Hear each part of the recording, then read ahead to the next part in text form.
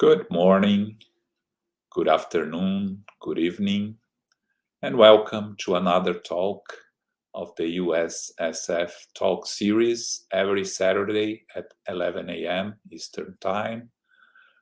For those that are joining us recently, we have almost 100 talks that you can find on the USSF page on YouTube or the website. Okay, today we are very happy to have our friend Tania Stevanin here with us. She's going to talk about how can Spiritism contribute to the treatment of mental health diseases. Hi, Tania. Hello, everybody. Nice to be here. Hope you're all well. So before I pass to Tania, let me formally introduce her. Dr. Tania Stevanin is the co-founder of the Sheffield Spiritist Group and the first person to bring Spiritism to Sheffield in the UK. Before that, she worked in London with the Allan Kardec Spiritist Center, where we met a long time ago. She has a PhD in microbiology and a diploma in psychology. And for the past 11 years, she has been working in the treatment of people with substance misuse, in the past 10 years with the NHS in the UK. Okay, Tania, thank you. It's all yours. Thank you very much. So as the topic suggests, the title suggests, it is about mental health and how, as spiritists, we can make a positive contribution to ourselves, our own mental health, the mental health of those around us, to the mental health of our patients, if we are a health worker. However, I think it's also important to bring some context to the conversation, because when we talk about Spiritism, a lot of us who introduced Spiritist groups around the world are Brazilians, and we were familiar with the Brazilian model of Spiritism and working in a very specific culture, type of culture. But now we've moved away, we are in different countries, we are interacting with people from those countries and elsewhere, and it is the reason for this particular focus in this presentation is because I've lived in the UK for 34 years. I'm now back in Brazil, and over the years it's become so clear to me that some of the things we tried in the UK didn't work in the UK. It worked very well in Brazil. And then it helped me to start asking, why did it work in Brazil and it's not working here in the UK? After working for even decades within a spiritist context, within a spiritist group, and then becoming a mental health worker myself. So I thought that it would be important, especially for newcomers, people who are starting to study Spiritism, or even workers who, like myself, had been working within Spiritism for a long time, to understand how we can bring Spiritism, the positive, the best of Spiritism into our everyday lives and make a positive contribution to ourselves and others, especially regarding mental health. Because there's so much that is being developed in terms of treating physical health illnesses. And yet, mental health is still a puzzle to most health professionals, including psychiatrists, psychologists, because they have this materialistic paradigm that they work by, which sees the brain as just a physical entity, the body just a bunch of cells and nothing else. But we need to understand that that's not the case. So Spiritism can and does make a very positive contribution to the treatment of mental health, both for individuals experiencing it themselves, as well as for the way we handle it in our families. If a family member is experiencing mental health problems, or a friend, and health professionals, I've gained an awful lot from Spiritism in terms of how I approached mental health in my own practice, and still do, because I'm still practicing as a psychologist. So to me, it has been very important.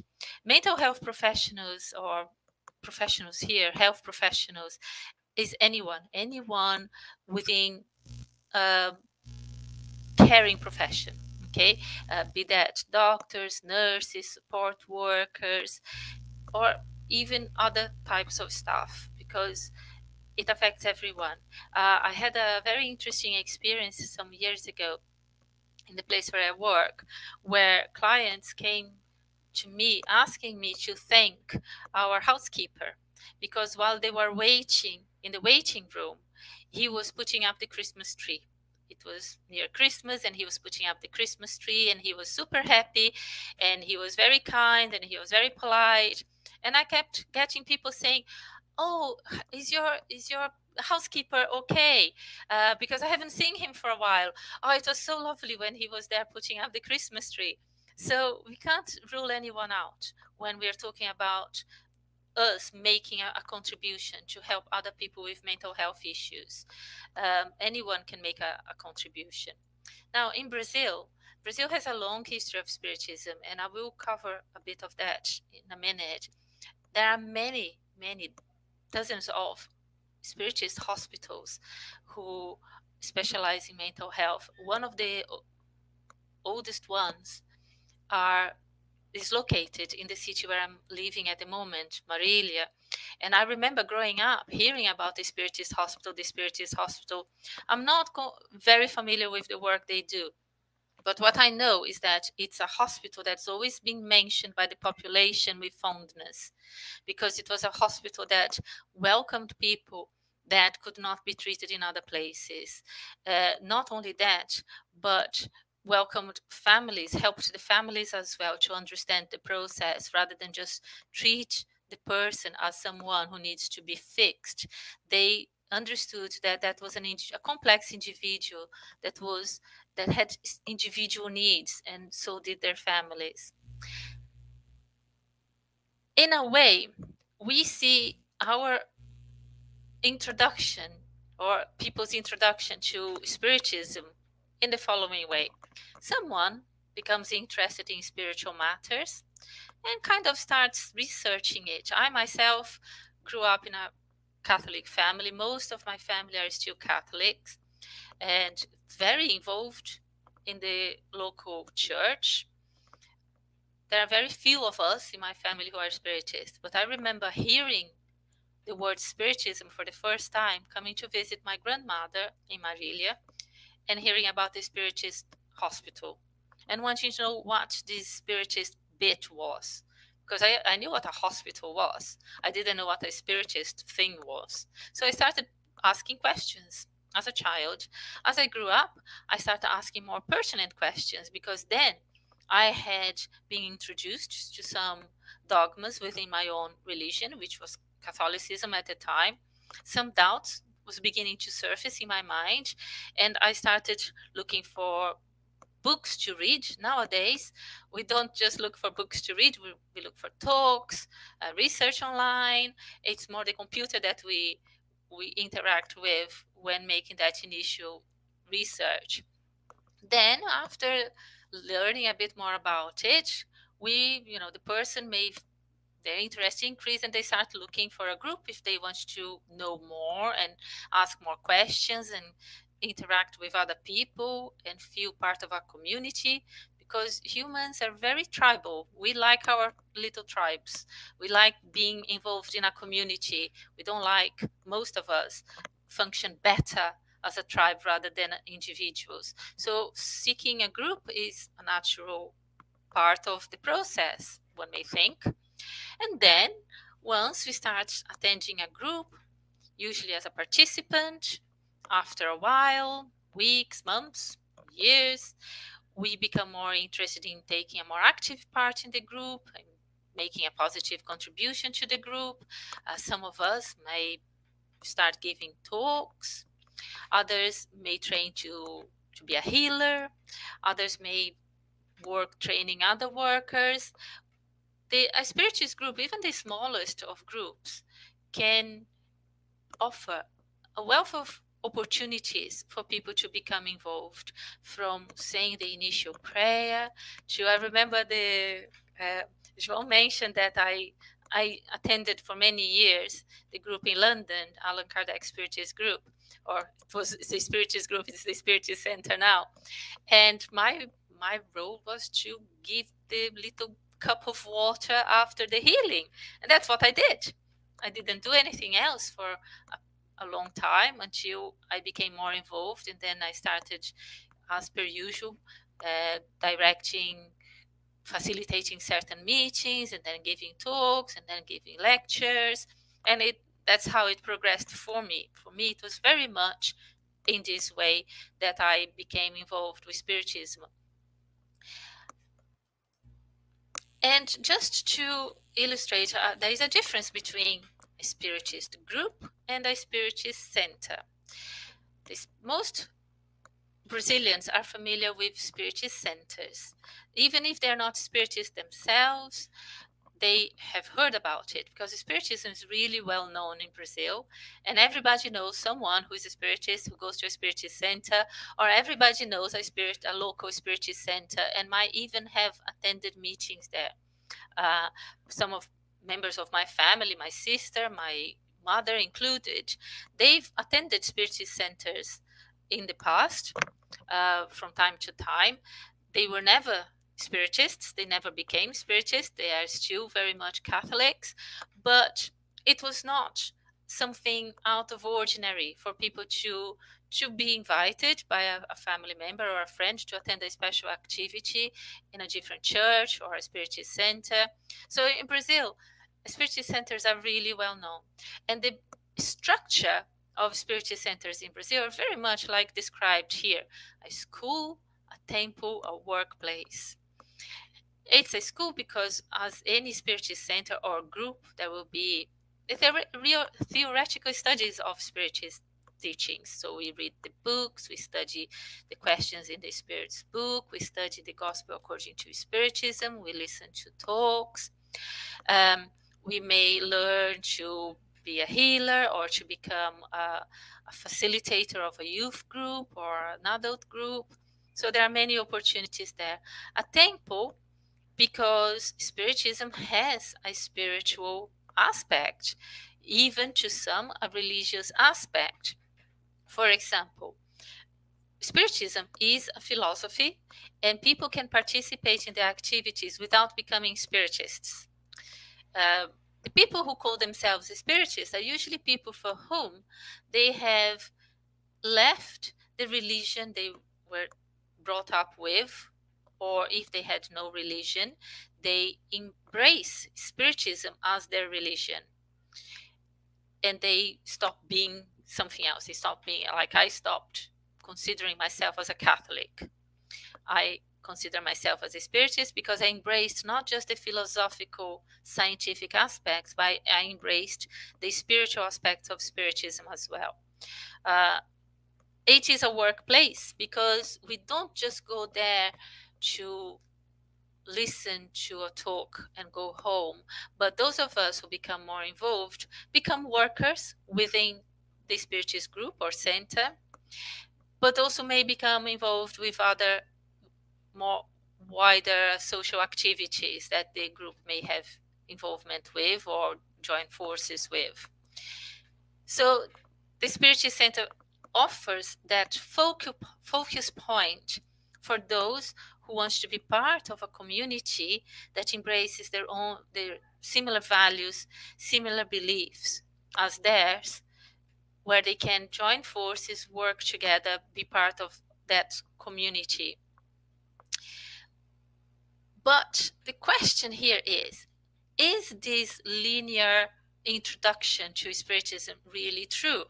Do we really start by individually becoming interested, finding a group, attending the group, becoming more involved with the group, start working within the group? In my experience, no. That is the minority of people who are introduced to Spiritism in this way, or at least the minority of people who have contact with Spiritism. The majority, the largest majority, come into contact with a Spiritist activity because they have some kind of problem. Usually mental health problems or stroke spiritual problem.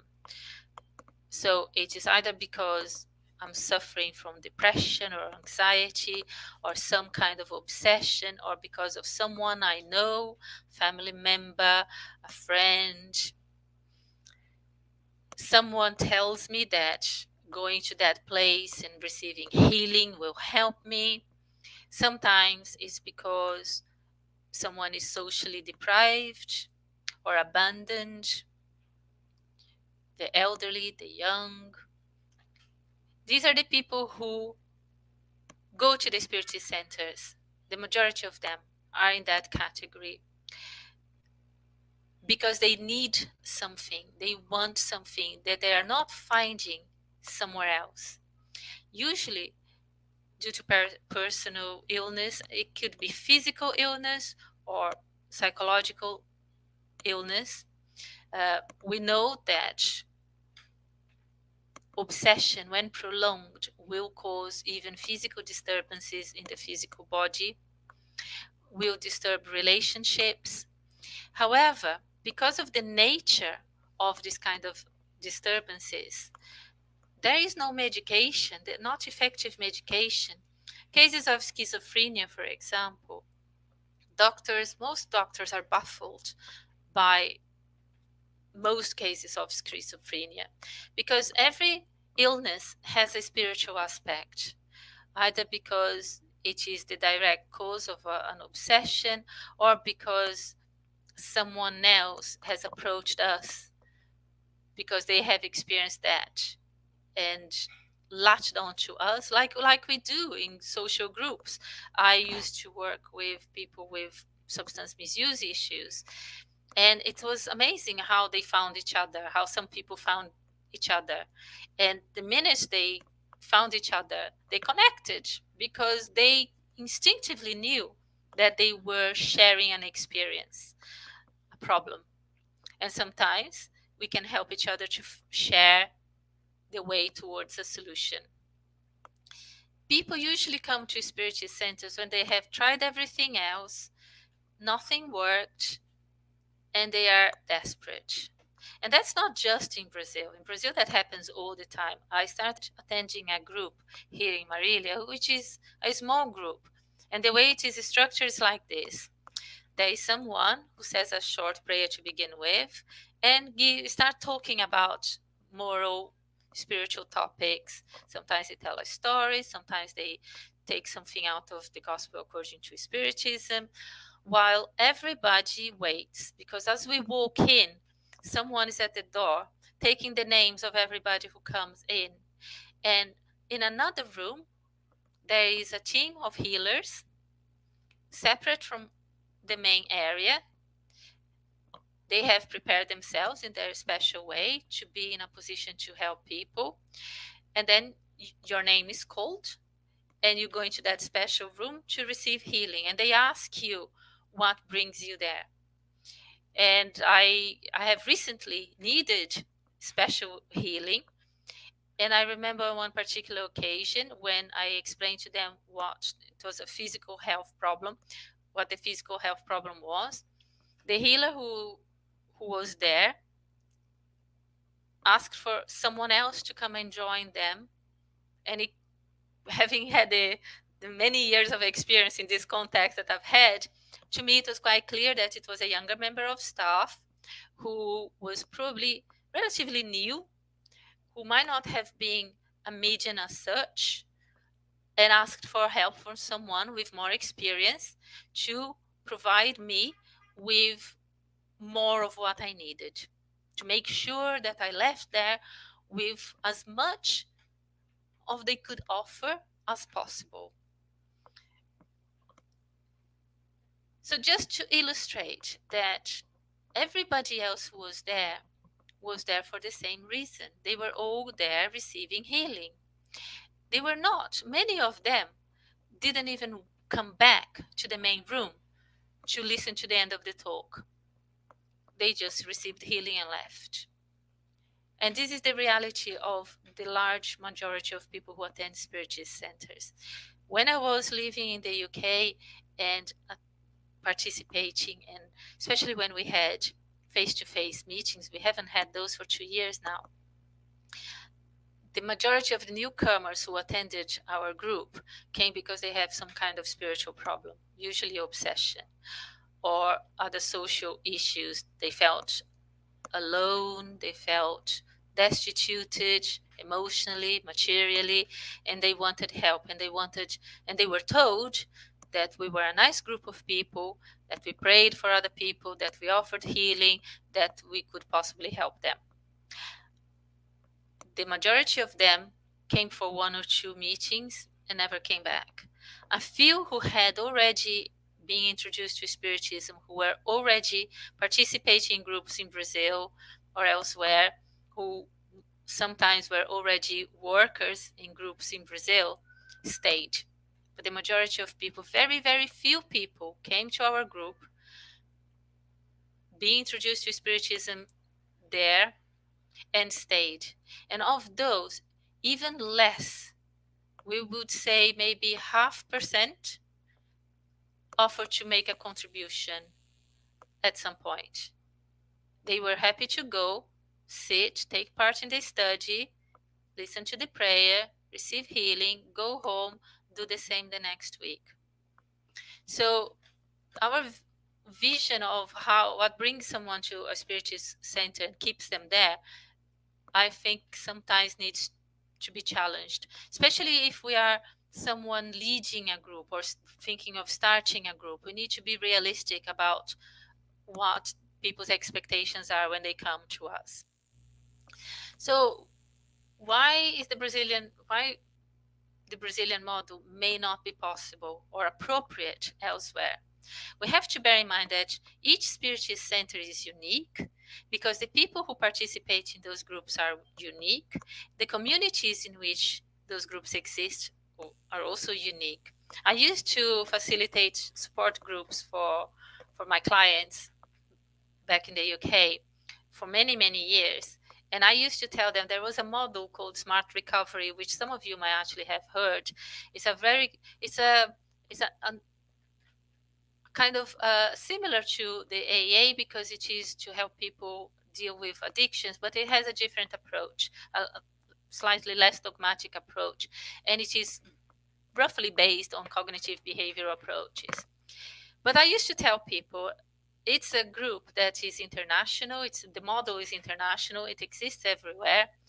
However, each group is different. And I used to tell my, especially new clients who had not been introduced to AA or to other therapeutic groups, go to all of them, as many as possible. Then choose the one that you feel most connected with. And if at some point you start feeling that that connection is not there anymore, then do the same. Go everywhere and find the one that you feel connected with. Why? Because every day we had a different meeting. Because every day we had someone new or someone who wasn't there. Or even if the same group came 2 consecutive weeks, their experiences in the week in between would have been unique. So it made for a unique group, a first-hand experience of a unique experience every single week. This happens in Spiritist centers as well. This happens in Spiritist groups as well. And sometimes people leave on groups saying, oh, this is bad, I don't like Spiritism. No, not necessarily. You don't like what's happening in that particular group. So bearing that in mind, we need to perhaps be a bit more cautious when trying to just introduce what we knew from somewhere else in the new place where we are. I couldn't just bring what I knew and know now from Spiritism in Brazil, in the group that I'm attending, and take it to the UK and make it work there instantly, because that's not how it works. Now, there is a reason why that doesn't work, and I want to bring some historical context here.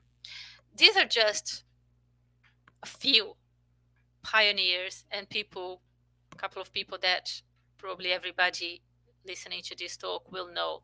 So starting with Adolfo Bezerra de Menezes, look at the date of birth, and in most cases here, of discarnation of each one of them. And when you look about the most important, the key figures of Spiritism across the world, you will see something similar.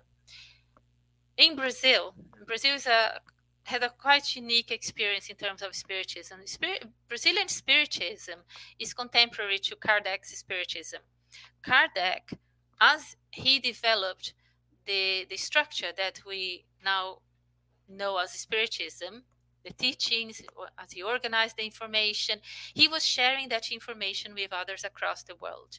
Here in Brazil, one thing happened that didn't happen in most other places.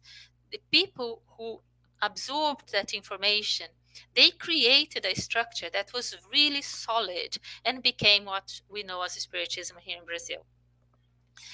Now, apart from the date of birth and discarnation, I want you to pay a little bit of attention to the 1 or 2 lines of summary for each one of them. Let's say Adolfo Bezerra de Menezes, he was a doctor, he was a politician, he became interested in Spiritism quite early on when the first translation of the Spirit's book became available in Portuguese, and he became known, even at his own time, and later on, still is, as the magic, sorry, there's a spell problem there, magic of the poor. Then when you look at Khyber Schutel, again, he was professional, he was also a politician, and he was known as the father of the poor.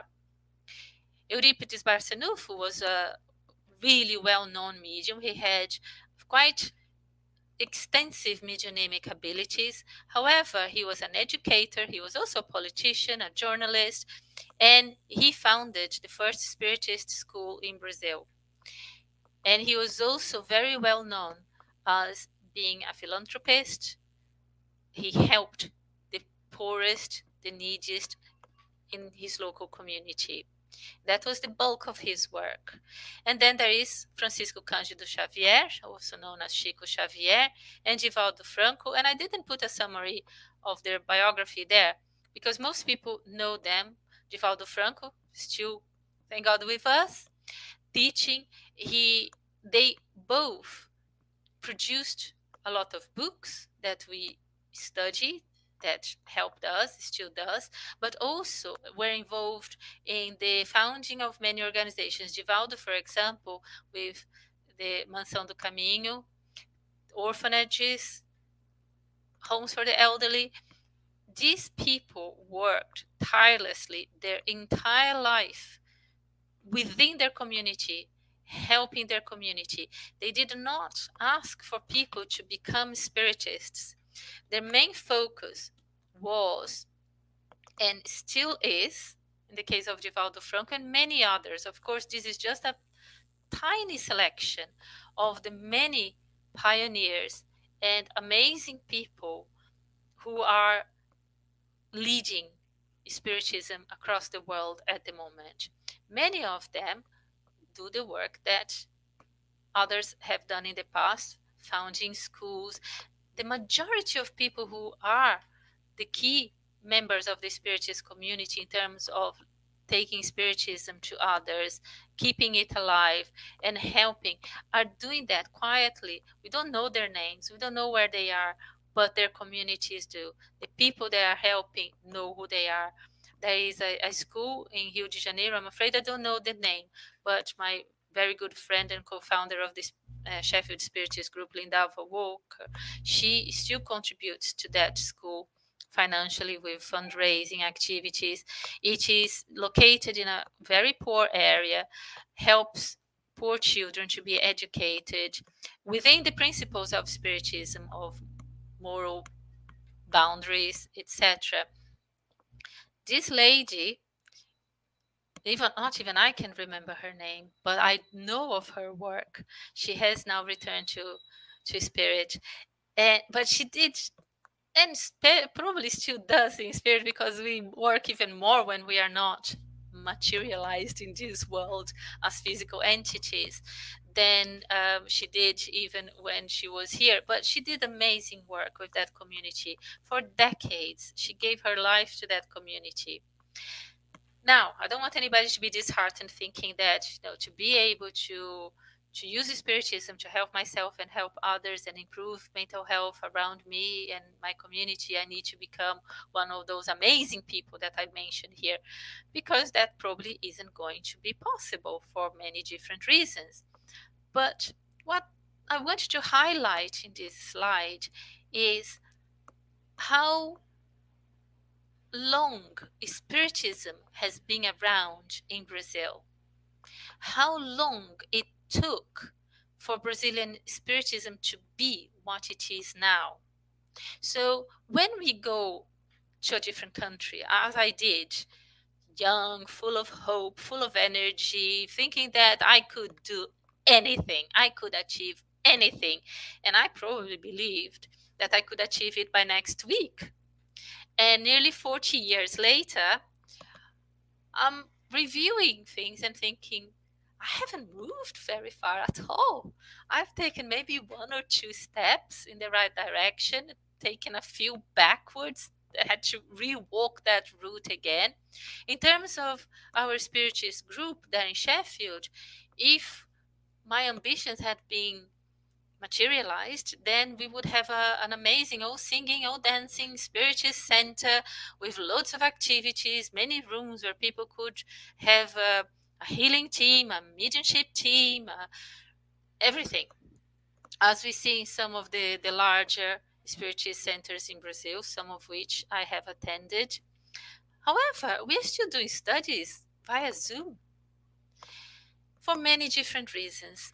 One of the reasons is that it takes a very long time for us to break with traditions. Um, it takes time for us to break with certain cultural, behavioral aspects. In Brazil, for nearly 2 centuries, Spiritist centers, they work as an informal supplementary health support system. Brazil is a very uneven country where if you don't have money, and a large number of people here have very little or not at all, if you have to rely on the government health system, you die. Many people in the pandemic, the COVID pandemic, in the last 2 years, unfortunately died waiting for an intensive care bed. Many died because they couldn't get a hospital bed at all. The people who could pay were better off, but not by that much in the case of a pandemic. But in terms of other illnesses, I have had a little health scare recently, and I came across this dichotomy firsthand, because I did attend a local health center, and I was very well looked after by the staff. They were very kind, very polite, but some of the tests I had to do, I had to wait for many weeks. I couldn't wait many weeks, but I had the resources to pay privately. So I managed to get a diagnosis much faster, get the treatment much sooner than I would have had otherwise. If I had been someone without resources, for many of them, and someone told me, that Spiritist Center cured me. I had something similar. I went there, they put their hands on top of my head, and then I felt better. I was cured. I wouldn't care what religion I grew up with. I would have gone there because someone told me I could be fixed there. And you know what? They don't charge for anything. So you go, you get help, and you don't have to spend any money, except for maybe what you pay for the bus to get there. And if you don't have the fares, if you can walk, you can walk. So Spiritism in Brazil has, from the beginning, being very connected with treating people's illnesses, especially mental health illnesses, through healing, through the work of mediums. But that needs a very strong structure and a lot of people to help. Brazil is a country where the word God is not anathema. People talk about God all the time. Everywhere you go, there are pictures of Jesus, the cross, other pictures of other saints. Even where there are no pictures, often you get people saying, not just have a lovely day, but God bless you. Go with God. Oh, thank God. So, culturally speaking, Brazil is a country that embraces religiosity in all forms. And also a country that's very open-minded about attending different churches or different denominations of the same sect. So I grew up experiencing many different aspects of religion. I used to go to Mass, attend Mass every Sunday. I went through my Sunday school. I went through all the rituals of the Catholic Church. But for a long period of time, we had a neighbor who was Protestant. And on Wednesdays, we used to go to her church and sing the hymns and go through the rituals there. And then there was a period in which I also attended the Spiritist group nearby for a period of time. And it was after a while that I said to my mom, it's getting confusing. I'm going to have to pick one because it's a bit much. And she was fine with that. I went to a wedding once that they had the Catholic wedding in the morning, and they had the Umbanda, the Candomblé wedding in the evening, which is Afro religion, African religion that was incorporated in Brazil. So Brazil is a country that's very open-minded about religious aspects. In Europe, my experience was otherwise. A lot of the times, the minute you mention anything that people thought was religious, they took a step back and even discouraged the vocabulary. I've always been of the opinion that I need to be true to myself and to be true to my values, especially if I'm giving advice to other people and I'm a hypocrite, or at least, if I felt like I was being a hypocrite, I wouldn't be able to help my patients as well as I could. So I never hid who I was. I never hid that I had a religion, that I followed a specific philosophy. And I was very glad to answer questions when people asked. But I've always been very careful when treating patients to find out about their beliefs. Because when they are there with me in that context, it's not about me, it's about them. And this is a spiritist value that I learned as I became a spiritist. Because Spiritism encourages us to be open-minded, to be kind to others, to not take their faith away if we can't replace it with something better and stronger. So, to be able to use our Spiritist knowledge and improve our ability to help others, especially those with mental health issues elsewhere, it is very important for us to understand the culture, the community, what the community needs are. Another advantage that Brazil has over many other countries is that, first, to being a country that embraces religion, so people can very quickly switch from one religion to the next and become really involved in that new community, because the transition is much easier than having to start from scratch.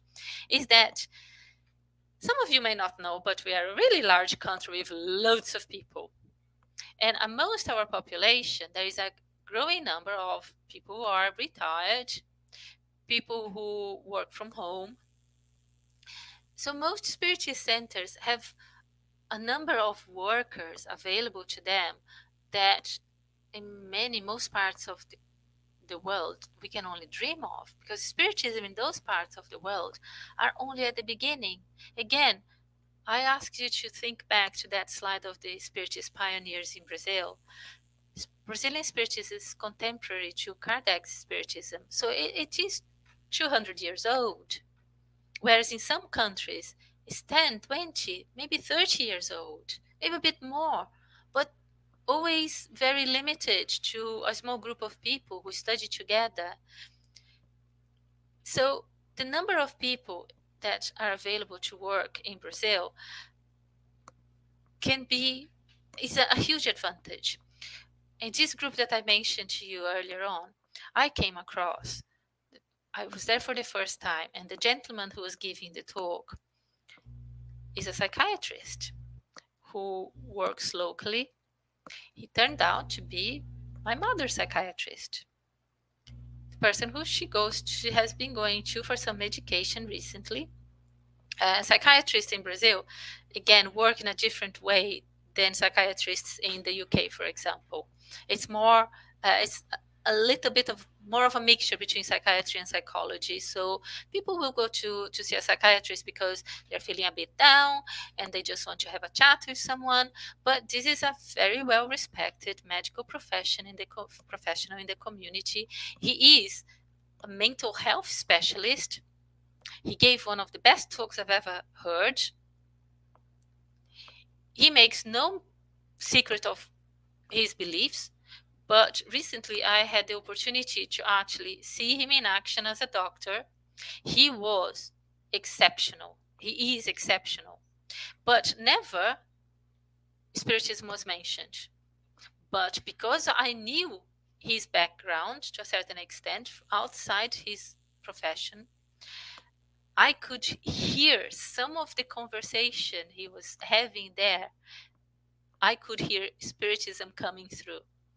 The amazing way in which he received people, almost as a friend, the advice he gave, the way he was handling medication, always encouraging mental well-being rather than just take this pill and you're going to be cured.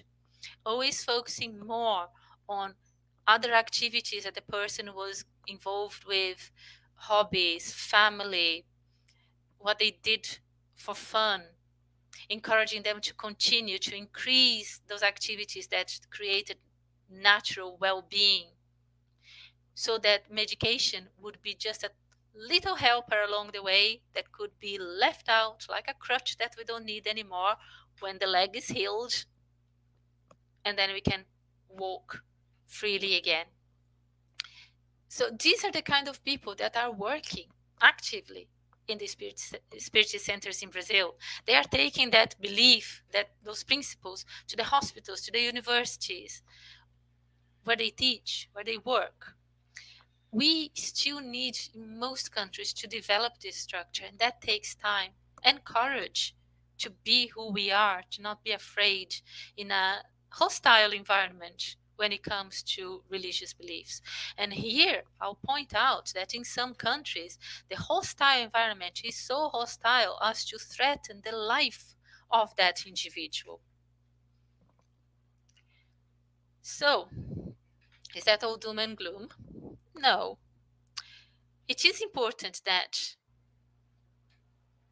we are realistic, but let's focus again on how our knowledge of the Spiritist teachings can help us improve our ability to help. So being realistic means we need to know the community we work with, the laws that we have to manage. A few years ago, many years ago now, we used to give healing or passes, laying on of hands, directly, person to person. And then some of the laws in the UK changed, and there was a question as to whether we could be liable to lawsuits if someone complained that they felt ill after coming to the group. To avoid that, we had to pay very expensive insurance, do all kinds of professional checks, etc., like mental health professional, which our group could not afford. We had 3 people who were involved in that at that time. So what did we do? We had a meeting, we discussed what we could do, and we decided to do communal healing, which means we just sitting together, praying together, and directing the healing energies mentally without the physical aspects of it. Because that meant we would fall outside those new regulations and we could still do something good. We could still offer the same thing, but in a way that protects us. We could only do that because we were familiar with the laws. Behaviors, prejudices, local prejudices, our own prejudices. So we need to learn more about the way pioneers in the past worked, how they developed things, but be realistic about what we can achieve within our own context. So we need to look locally about what does my community need, rather than the community will need what I have to offer. So I think a lot of the times I found myself doing this. Oh, I think they need to learn more about spirituality. So I'm going to teach them about spirituality, but they're hungry. They're not going to care about spirituality. If they're hungry, they need food first. If they're ill, they need healing first before they can engage intellectually with the activity that I have to offer. Each one of us can make a contribution. And I bring, I'm finishing with this quote here. By sharing our thoughts and beliefs with a therapist or simply someone willing to listen to them in a non-judgmental way, the individual expels mental toxins. Therefore, a healthy conversation, a book, or artistic event can become a powerful mechanism of positive induction or a positive change. So we can help through our prayers, through a healthy conversation. We can help with developing a healthy mental attitude within ourselves. If we notice negative thoughts, patterns, then we need to challenge those.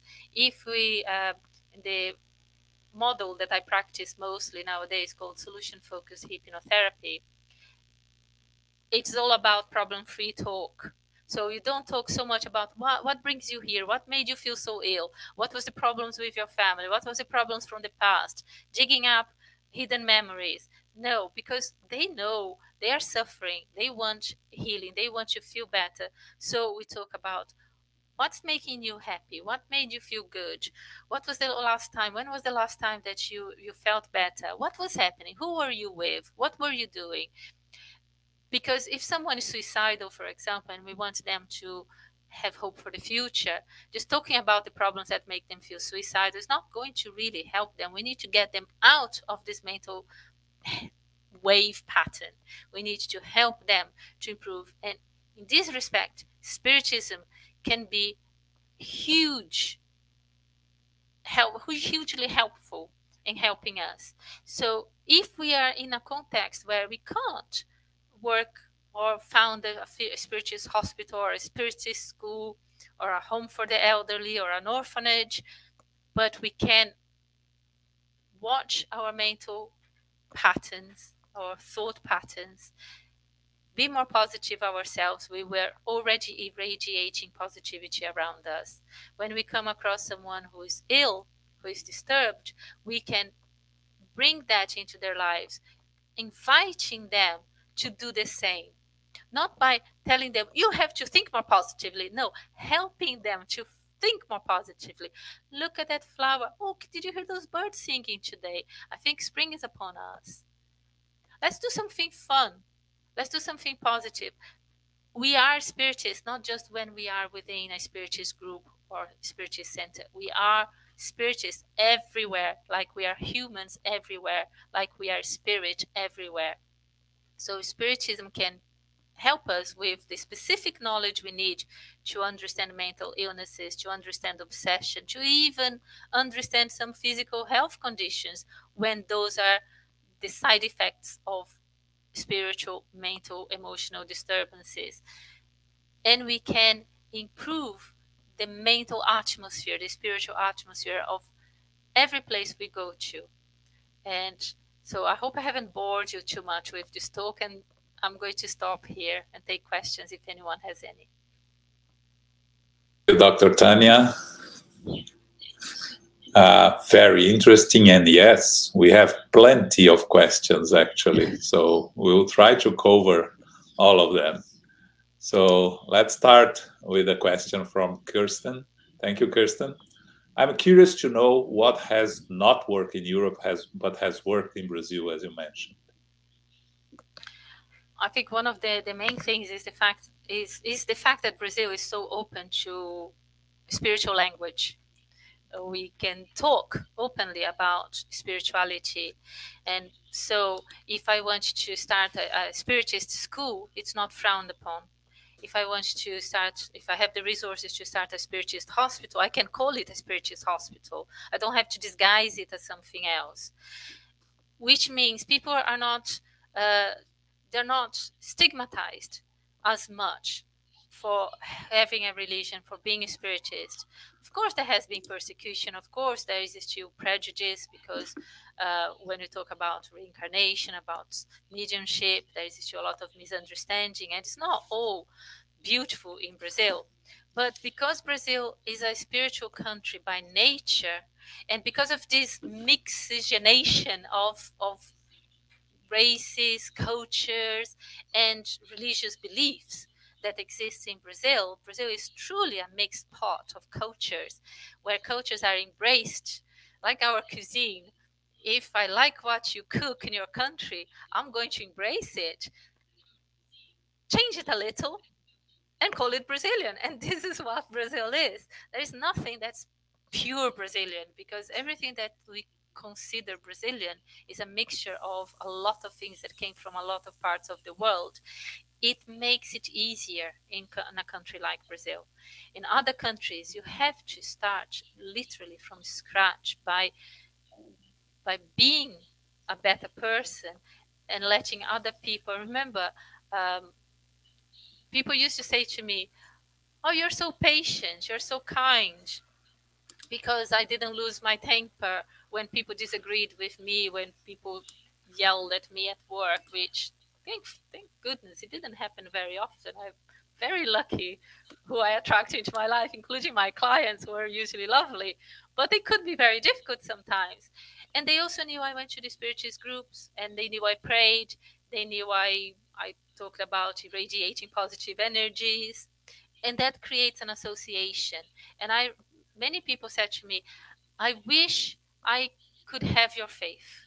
I could have a belief like you do, because I can see how strong you are in certain situations."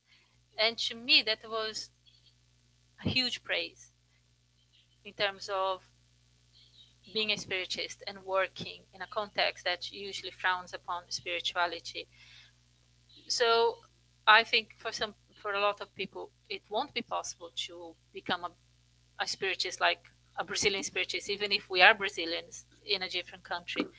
So this is one of the main stumbling blocks. Thanks.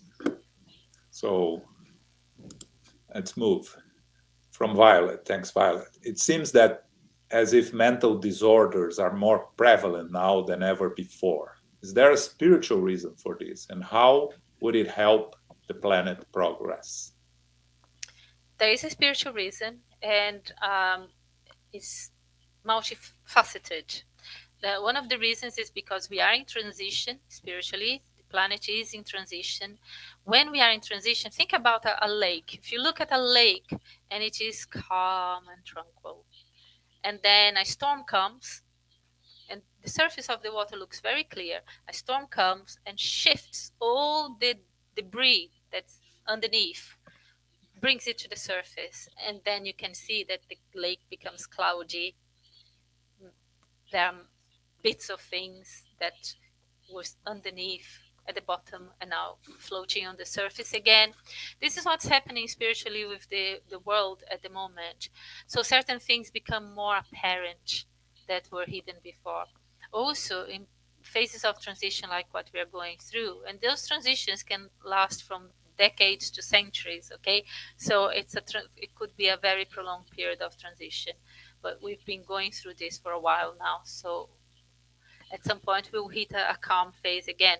But what happens is more needy spirits incarnate during those transition periods because they are having a last chance to hang around. And if they don't learn the lesson, they might need to be linked with a different world, a more primitive world, to give them more time, because we have the eternity. It's up to us to make eternity not to be as miserable as possible, but better, as good as possible. But if people need more time, they are not forced into changes that they cannot make. They are just allowed to do that somewhere else. And but because of that, to give people a final chance to still incarnate on this planet when it evolves and becomes a better place to live, a refurbished house that has more rooms and pleasant rooms, then there will be an influx of needy spirits incarnating. So crime rates go up, conflicts around the world, illnesses, because the mental and spiritual atmosphere of the planet becomes heavier. And a lot of people can't cope with that as well. I myself used to talk to about this with friends. Sometimes you work in a place, or you go to a city like London or Sao Paulo, and you feel the heaviness in the atmosphere. It sometimes takes your breath away.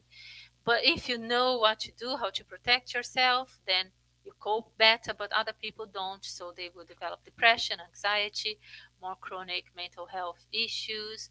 So there is a variety of reasons, but it's all for good reason, all to help us to progress faster and enter into a world, a phase of regeneration where all of this will be cleared out of the air. So less illnesses, more social equity, justice, less wars, less crime, but we are still in the cleanup phase. Thanks, Tania. Yes, very interesting, especially with everything that we're going through nowadays, right? From Glaucio, thanks, Glaucio. How to talk about spiritual matters without offending our skeptical friends? Everybody believes in something, even if they say they don't. And I've come across some atheist fanatics that could even build a church and worship atheism because it's in human nature to be believers. But vocabulary sometimes matter, and using more neutral vocabulary. So for example, if I'm talking to someone and I don't know who they are, I don't know what their beliefs are, and I want to start in a good way, but I want to convey something positive to that person, or if I know who they are, I'll use their vocabulary. So if I was seeing a patient who was Muslim, then I would say God or Allah, and I would talk about prayer. If I saw someone who was Catholic, I would use the word angels instead of spiritual benefactors. I would use the word God's energy instead of healing, perhaps. If I was talking to an atheist, I would use vocabulary such as universal positive forces, or the positive forces in the universe or in nature. I would, instead of tell them to pray, I would tell them to use visualization of something positive, of light enveloping them, of beautiful colors, of imagining them in a beautiful place, of place they had been, or a place they are imagining. It's all the same, no matter what words we use, so long as we are trying to convey the message. If the message is improve your mental attitude, improve your thought patterns, connect with the positive forces in the universe, improve your mental health, improve your physical health, absorb something positive, something good, that's all that matters. If we're trying to help someone else and we're not just trying to convert them, we can find the vocabulary that keeps us true to ourselves and help us connect in a positive way and help someone else. That's all that is necessary. Thanks. Yeah, very true. From Paula Schmidt. How are spiritual counselors in Brazil trained in basic counseling skills and understanding of when to refer to professionals? I'm not sure I can answer that question because I've been away from Brazil for 34 years. So I could tell you that in England, but not so much in Brazil.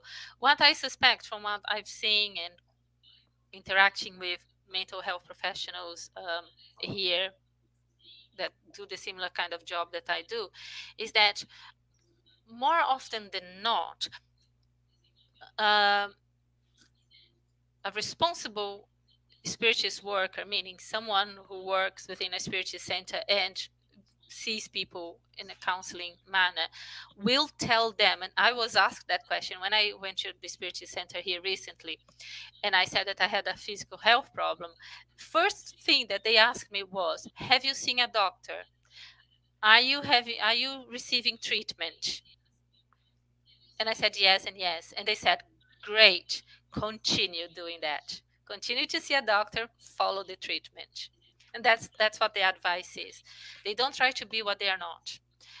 There are many psychologists, psychiatrists, other mental health workers who are also spiritists, and then it's the other way around. They bring spiritism to the practice, and they will tell clients to pray, to go to the spiritist center, or to go to church, or whatever they go to. And if they don't go to anywhere and they don't want to go to anywhere, they will say, do some gardening, um, go to a therapy group, or go for a walk in a nice place. So they will incorporate their spiritist beliefs to their practice. And the spiritist will tell them, go to the doctor. Come here for healing, come here for the talks, the activities, but also go to the doctor, take your meds as prescribed, be a good person. And that's it. Thank you, Tania. Yeah. It's always a challenge when we receive people in the spiritist centers that think that the spiritual treatment will solve all the problems without concerning about the physical treatment, right? Yeah. All right, from Yasko. Thanks, Yasko. Hi, Tania. Very interesting. If in Europe, in marked contrast to Brazil, there is an aversion for the religious and an extent to spiritual aspect of Spiritism, how do you present Spiritism to be helpful to treat mental suffering? Do you bring to the table the notion of life after death? My approach was, if I felt that it was appropriate to ask the question, I asked if the person had a belief. Do you believe in any spiritual philosophy, anything? If the person said yes, they would usually tell me what, and that would help me to gauge the vocabulary. If they asked me if I believed in anything, I would tell yes, and I would tell them that I practiced a philosophy called Spiritism, and they could Google it and find out, but I wasn't going to go into details about that because the consultation wasn't about me and my beliefs, but about them and what I could do to help them. You can also work with the community. So our little group in Sheffield is tiny. It's always been very tiny. But individually, each one of us have engaged with different charities, have made contributions, but also at least over Christmas, we would join together as a group and we would make a donation or a contribution to a charity as the Sheffield Spiritist Group. So gradually, opening up that knowledge is a bit like learning a new language, and you need to familiarize yourself with the vocabulary first. A lot of the times, people think Spiritism and Spiritualism is the same. So when they hear Spiritism, they immediately connect with a set of beliefs and practices that are not Spiritist. So we often had to educate people as to what Spiritism meant.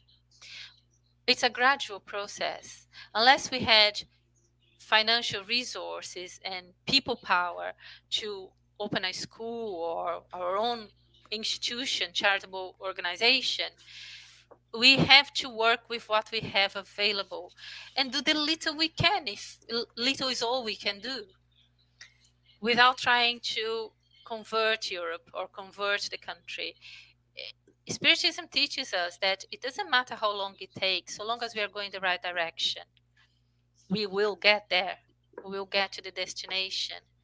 And Sheffield, many, many, many more people now know about Spiritism in Sheffield than they did 30 years ago when we started our group, or less than 30. And nobody would know if we haven't done the work. So even as an individual person, the group in Sheffield exists because I went to Sheffield and I had some knowledge, but I didn't have anyone to implement that with. And then Lindalva came, moved to Sheffield just a few months after I did, and had the desire to learn more about Spiritism. And Janet Duncan, who she called, said, there are no Spiritist centers in Sheffield, but there's a Spiritist person that lives there, and I know her. Here's her telephone number. And a week after we met, we started our first study group in Lindalva's living room, studying the Gospel according to Spiritism. Just the three of us, me, Lindalva, and her husband, Richard. 30 years later, or so, thereabouts, Spiritism is known in Sheffield. Not as known as we would like, but much better known. So it's about not thinking, I have to do everything, but doing what we can, when we can, where we are. Very good. Yeah.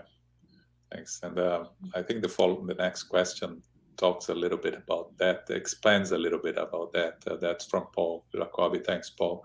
Do you think that the further integration of English in centers will assist in the use of centers to assist with mental health issues in the US? So what he means is there is a lot of centers still that do most of the work in Portuguese, right? So the difficulty of bringing English into the centers, and do you think the importance of bringing English into the centers and use English will help this in further developing the assistance of mental health issues?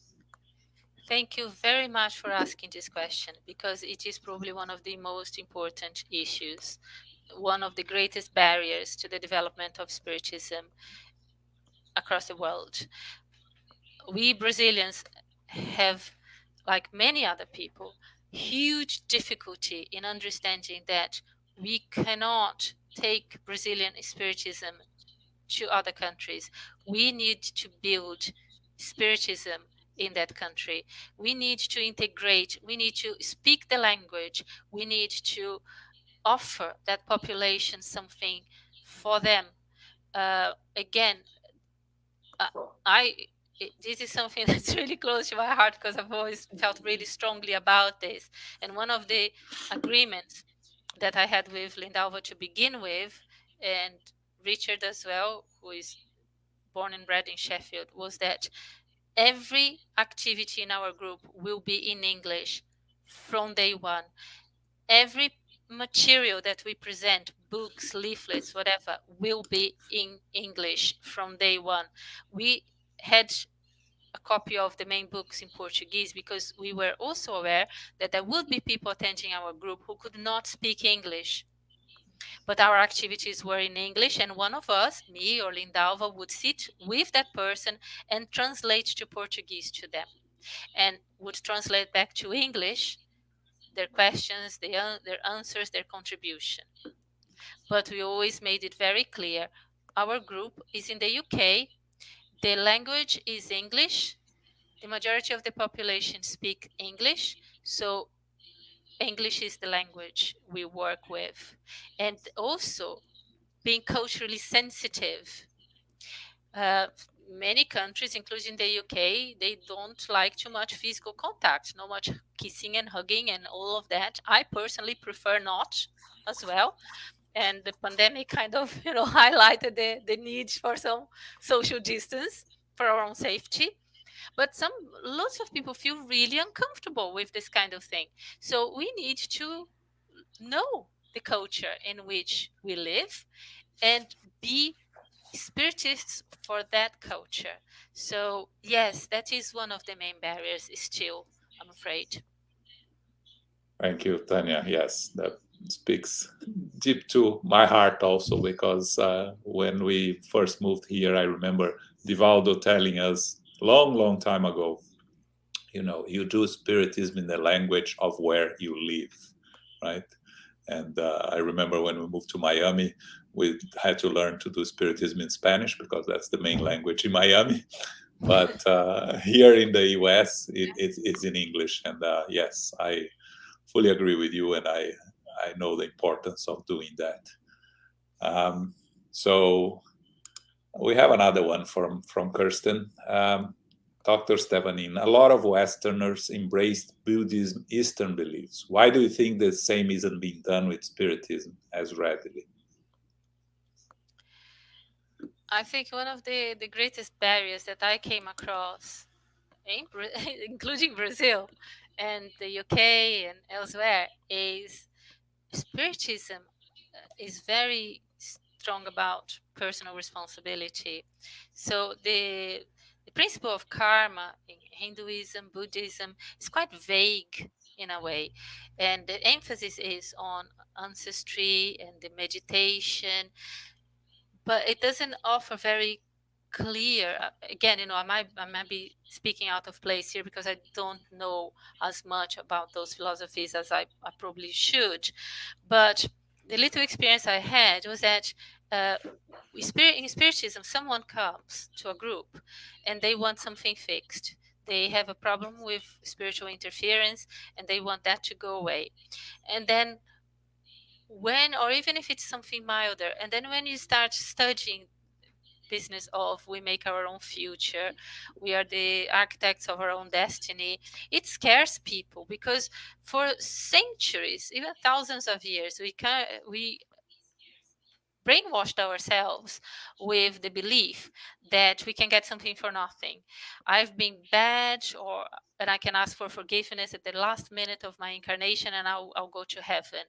Or I can offer God something, some gift, and God will grant me what I want.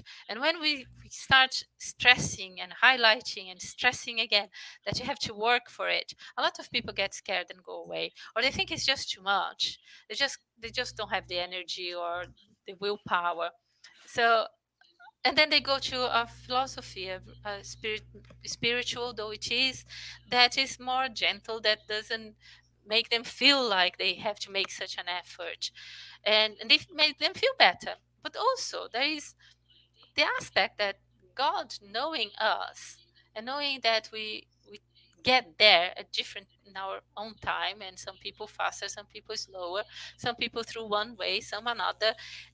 God provides us with as many philosophies and religious beliefs and whatever we need at that particular point in time in our existences that helps us to move along a little bit.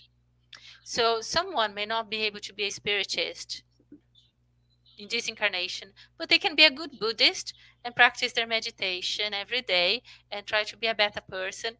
And according to Spiritism, that's being a good spiritist. They might not call themselves that, but they're being better spiritists than some people who go to the Spiritist Center, who work, apparently are great spiritists, but are impatient, fight with their wives or husbands, kick the dog, have lots of terrible thoughts in their minds all the time, although they're having that with a beauty smile on their faces.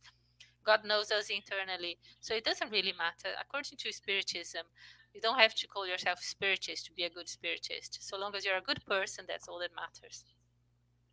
Yeah. I remember Chico mentioning that if the motto of Spiritism was without Spiritism there is no salvation, he wouldn't be a Spiritist. The motto of Spiritism is without charity there is no salvation, right? Not me either. Yes.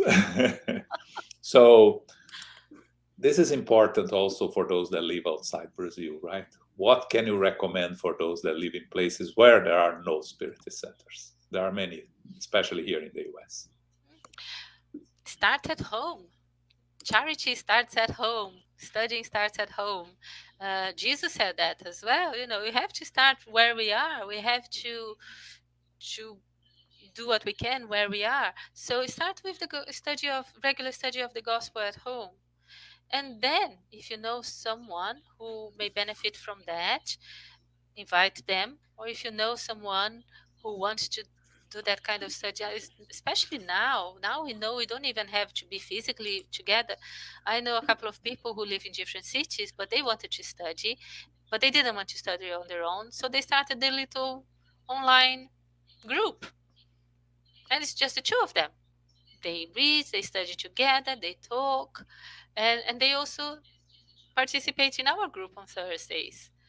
So start where you are. You don't have to aim to have a Spiritist Center or to start a Spiritist Center. What will happen is, if that is supposed to happen, you come across someone else, and you either be the leader in that process, or someone who will help someone with a bit of leadership. In my experience, for example, I told you about me and Lindalva, and we laugh about that when we reminisce about our meeting and what happens next. And I said, God knew me very well, knows me very well, because I have a lot of knowledge, but I'm not a starter. I don't start anything. I need to be kick-started into action, because otherwise I sit there and I hope and I pray and I hope and I pray and I don't move. Lindava came along and she gave me like whoosh, and I went, because some people need a kickstart, no matter how much knowledge they have. And that's why we get together, because we have different talents, different abilities.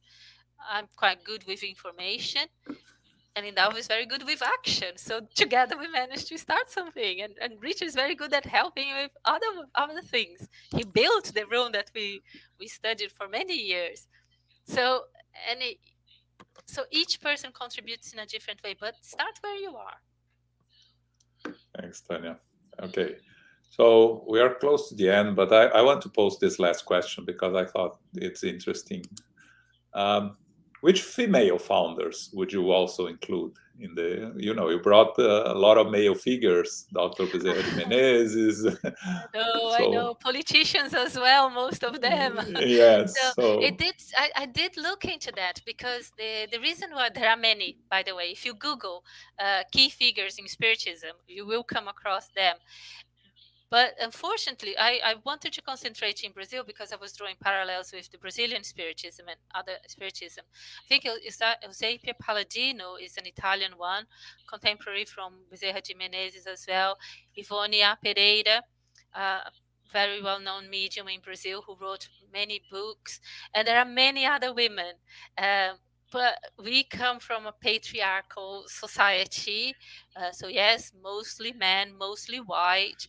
But that's not to say that the women were not key figures, because either they were mediums or leaders, many of them leaders as well, or they were enabling the men to do the work. So don't feel disheartened, and I did not overlook it on purpose. Just that some of them, especially because I wanted to illustrate how long Spiritism has been developed and established in Brazil. I was looking for the early figures in Spiritism across the world, and they were people from other countries, Portugal, Italy, other parts of Europe. So that was the reason why they were male, but there are many others there. I will encourage everybody to go and do some research yourselves, because there are some amazing people whose name I didn't know, and I thought, gosh, I wish I had known a bit more about their work, and I want to go back and do a bit more research myself as well. So thanks for the question. Yes, Jussara reminds us, Amélie Baudet, Allan Kardec's wife, right? Of course, yes. Yeah, without her, we might not have had Kardec. Exactly. Yeah. Thanks, Jussara. Okay, thanks, Tania. I think our time is up. We had some more questions, but fortunately we don't have more time. But thank you very much. It was very helpful. We appreciate your time, and I'm sure that you'll be back with us. As I mentioned in the beginning, we have almost 100 talks already recorded, all in English. Again, important, in the United States Spiritist Federation YouTube channel, or the United States Spiritist Federation website. Next week, I want to invite you for a very interesting talk by Dr. Alexander Moreira Almeida, Survival of Consciousness. And I want to call your attention that Most people are unaware that the evidence produced by over 150 years of systematic scientific research on survival that has involved some of the brightest scientific and philosophical minds of the period. Dr. Alexander is very well known in the forefront of the research in Spiritism and science, with a lot of published articles. It's really going to be very interesting and worth coming back next week on Saturday at 11 a.m. Also a reminder, our initiation into Spiritism course every Sunday at 10 a.m. that started 5 weeks ago. We have still several classes to go. So every Sunday you can join at 10 a.m. to watch the presentation. And the one tomorrow is presented by yours truly, where I talk about perispirit and fluids. So please take your time. You can watch it live or you can watch later if you missed any of those. And finally, I would like to invite Dr. Tania to do our final prayer. Thank you all for watching us. First of all, we would like to thank our spiritual benefactors for all the help that we have received to enable us to join together today in this presentation, in this activity, for even though we were further apart physically, our thoughts were together, connecting us in strings, waves of light that we could generate and send out into the world that needs so much light and happiness and joy at the moment. We ask God, Jesus, our guiding light, that guides this world's development, the earthly humanity, to help us, to remind us that we are important, that we are valuable, that our contribution, when done willingly, happily, for the good of ourselves and others, is very valuable. And together, each tiny little contribution, the widow's mite that each one of us have to offer, can create a treasure of light and positive energies to counterbalance some of the disturbing energies that there is here on earth at the moment. So let us all remember that. Let us all feel and know the value that exists inside of us, and be able to continue our journey of learning, of self-discovery, of self-improvement, helping ourselves and others in the process, and our world, our human family. Once again, we thank our benefactors, individual, the groups that unite us all together, for all the help that we have received, the protection, the inspiration, the love that links us all. Thank you.